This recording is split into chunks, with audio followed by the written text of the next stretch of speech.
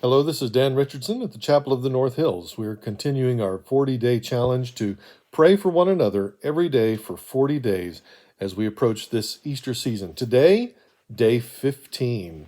Day 15 of our prayer challenge, praying for one another. And it kind of gets into a regular habit, a regular pattern when we do these things continually. And that's the goal. We want to develop a good habit for prayer. Yesterday, we talked about one of the reasons that we don't pray as much as we should, and that is we don't set a plan. We don't make a schedule on praying. We don't have an agenda for praying.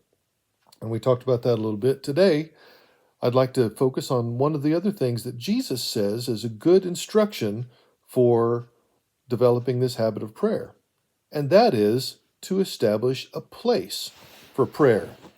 Let me read to you as he says in Matthew 6, verse 6. He's just talked about how the hypocrites will stand on the street corners so that they can be seen.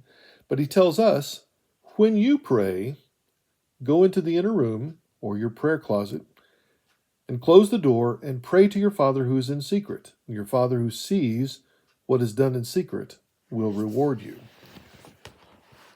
Lesson from Jesus to establish a place for prayer. Now, I don't have a prayer closet, but I do have a chair right here where I'll read scripture and pray. It's a great place to, when I come in the morning, cup of coffee, I sit and I realize it's time to spend time with God, to hear his voice through the scripture and to pray.